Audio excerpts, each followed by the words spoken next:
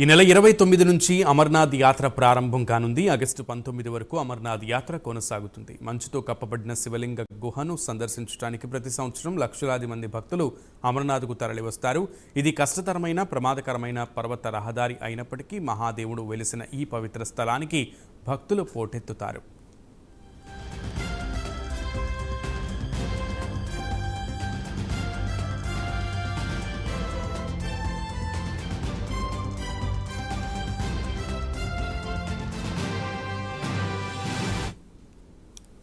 అమర్నాథ్ హిందువుల పుణ్యక్షేత్రాలలో అత్యంత ప్రసిద్ధి చెందింది.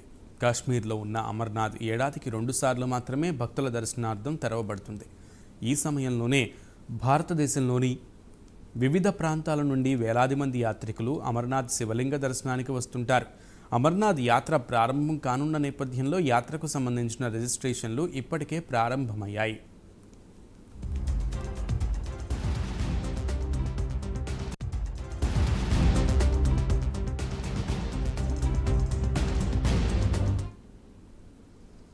అమర్నాథ్ యాత్ర ప్రారంభానికి మరికొద్ది రోజులు మాత్రమే మిగిలి ఉంది. చాలామంది భక్తులు రిమోట్ మార్గం ద్వారా అమర్నాథ్ చేరుకోవడానికి హెలికాప్టర్ను బుక్ చేసుకుంటున్నారు. అమర్నాథ్ చేరుకోవడానికి ఆన్లైన్లో హెలికాప్టర్ బుకింగ్ ప్రక్రియ ఇప్పటికే ప్రారంభమైంది.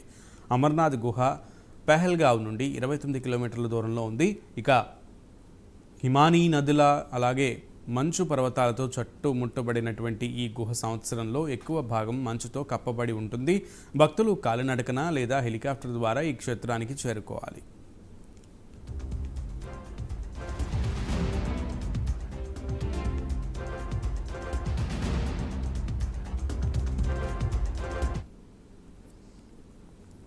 ఈ ఏడాది అమర్నాథ్ యాత్రకు సంబంధించిన హెలికాప్టర్ బుకింగ్లు ఇప్పటికే ప్రారంభమయ్యాయి. యాత్రికులు హెలికాప్టర్ను బుక్ చేయడానికి SASB మార్గదర్శకాల ద్వారా ప్రకారం డాక్టర్ ఆమోదించిన ఆరోగ్య పరీక్ష సర్టిఫికేట్ కలిగి ఉండాలి. గుర్తింపు కార్డు ఒరిజినల్ కాపీని మీ వెంట తీసుకెళ్లాలి.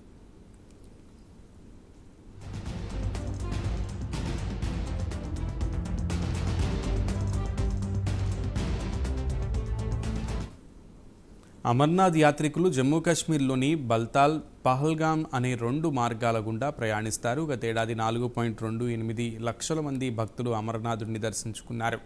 ఈసారి ఆ సంఖ్య 5 లక్షలకు చేరుకోవచ్చని కేంద్ర ప్రభుత్వ వర్గాలు తెలిపాయి. ముఖ్యంగా దక్షిణ కాశ్మీర్ హిమాలయాలలో 3880 మీటర్ల ఎత్తులో ఉన్న అమర్నాథ్ తీర్థయాత్ర జూన్ 29న ప్రారంభమై ఆగస్టు 19న ముగుస్తుంది.